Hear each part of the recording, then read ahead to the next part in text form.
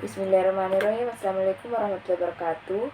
Perkenalkan, nama saya Ritma, Stambuk 2022 31017. Saya ingin menjelaskan sedikit tentang teori-teori dan ciri-cirinya. Satu, teori arbitrase, yaitu dikembangkan oleh Heros, adalah suatu pendekatan alternatif untuk menilai harga aset dan portofolio. Berikut adalah beberapa ciri, tujuan, rumus, kelebihan, dan kekurangannya. Ciri-ciri teori arbitrase yaitu: satu, adalah alternatif terhadap model evaluasi portofolio pencapaian aset perincis. Dua, tidak tergantung pada beta. Tidak bergantung pada beta seperti CAMP, melainkan penggunaan faktor-faktor makroekonomi yang berhubungan dengan raturs aset. 3. Portofolio arbitrase berfokus pada konsep portofolio arbitrase, tidak mana investasi mencari peluang untuk memanfaatkan ketidakseleraaan harga aset. Tujuan teori arbitrase: 1. Penentuan harga. Tujuan utama adalah menentukan harga yang wajar untuk aset atau portofolio berdasarkan faktor-faktor makroekonomi yang mempengaruhi retur aset. Rumus teori arbitrase perinci. 1. Rumus umum. Model arbitrase memiliki rumus umum berikut.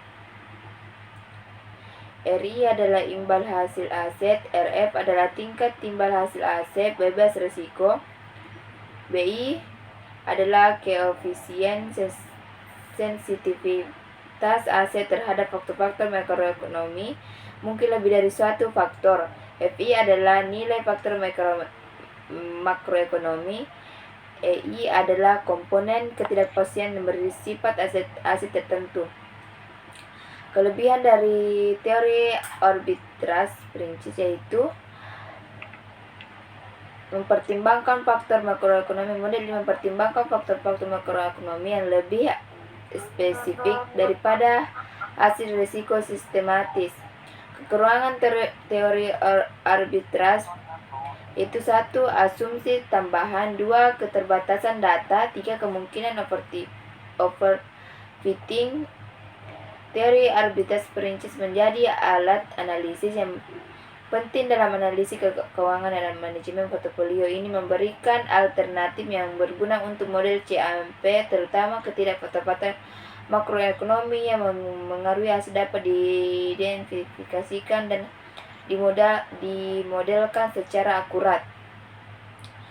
2. Teori nilai investasi yang berfokus pada penentuan nilai intrinsi untuk investasi, mencakup berbagai metode dan prinsip. Berikut adalah beberapa ciri dan tujuan, rumus, kelebihan, dan kekurangannya. Ciri-ciri teori nilai investasi. 1. Analisis fundamental. Teori nilai investasi didasarkan pada analisis fundamental yang mencakup evaluasi dan keuangan, manajemen industri, dan makroekonomi suatu perusahaan atau aset.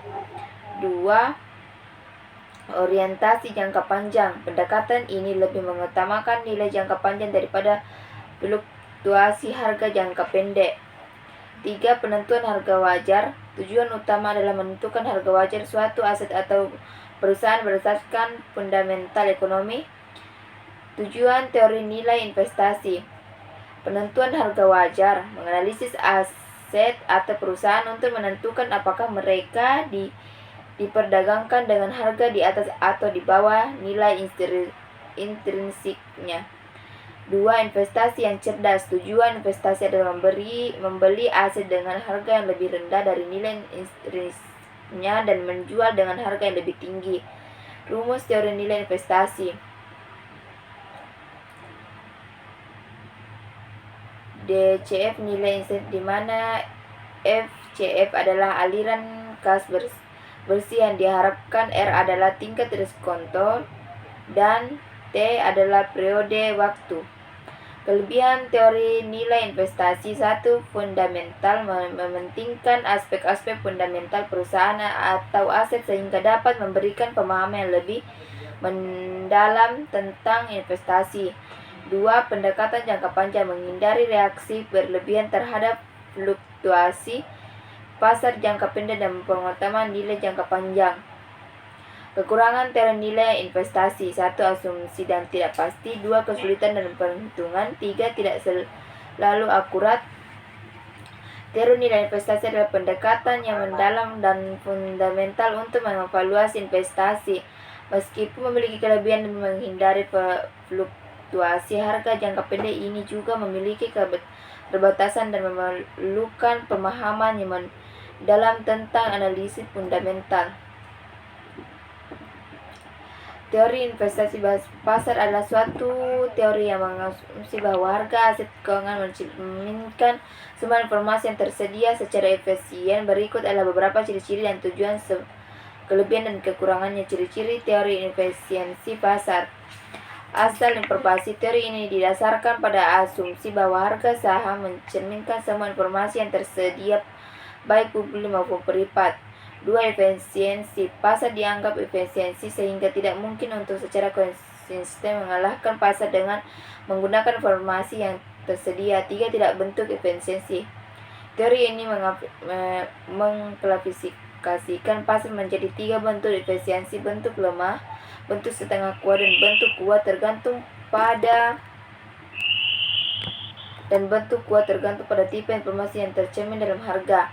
Tujuan teori efisiensi pasar. Penentuan harga yang adil. Tujuan utama adalah menentukan harga yang adil untuk aset keuangan terjamin dalam harga pasar. Rumus teori investasi pasar. Tidak ada rumus tertentu. Teori efisiensi pasar tidak memiliki rumus tertentu. Ini adalah konsep yang lebih umum yang mencerminkan gagasan bahwa harga pasar mencerminkan semua informasi yang tersedia. Kelebihan teori efisiensi pasar. 1. Efisiensi alokasi. 2. Menghindari keuntungan yang mudah. 3. Keterbukaan. Kekurangan teori efisiensi pasar. 1. Perilaku pasar yang tidak rasional.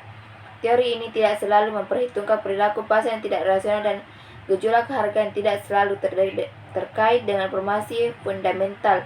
2. Kelemahan asumsi. Asumsi bahwa semua investasi rasional dan semua informasi tersedia dapat menjadi terlalu simpel untuk menggambarkan kompleksitas pasar nyata.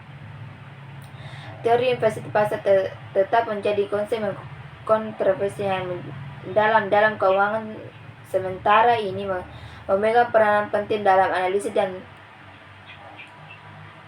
pengambilan keputusan investasi. Banyak yang berpendapat bahwa pasar tidak selalu mencerminkan informasi secara efisien dan bahwa investor secara efisien dan bahwa investor dapat mencari peluang dari luar asumsi-asumsi teori. Teori defense dan agensi adalah suatu kerangka kerja yang mempertimbangkan konflik keamanan antara pemegang saham dan manajemen dalam keputusan berbagai dividen. Berikut adalah beberapa ciri-ciri tujuan, rumus, kelebihan, dan kekurangannya. Ciri-ciri teori dividen dan agensi. 1. Konflik keagenan. Teori ini didasarkan pada konsep konflik keagenan, yaitu ketidakcocokan kepentingan antara pemegang dasar sebagai memiliki perusahaan dan manajemen yang mengelolanya. 2. Pembagian dividen. Berfokus pada keputusan berbagi dividen dan berbagi keputusan ini dapat memengaruhi hubungan antara memegang saham dan manajemen.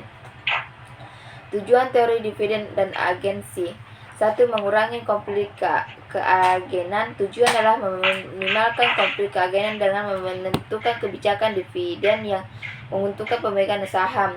Rumus teori dividen dan model agensi. Model agensi melibatkan berbagai variabel seperti tingkat dividen, bertumbuh perusahaan, dividen memegang saham, dan kebijakan manajemen yang dapat digunakan untuk memahami dan mengelola konflik keagenan. Kelebihan teori dividen agensi. 1. Fokus pada konflik keagenan. 2. Optimalisasi keputusan dividen. 3. Mengurangi kelebihan dana. Kekurangan teori dividen dan agensi. 1. Asumsi yang tidak selalu dipenuhi. 2.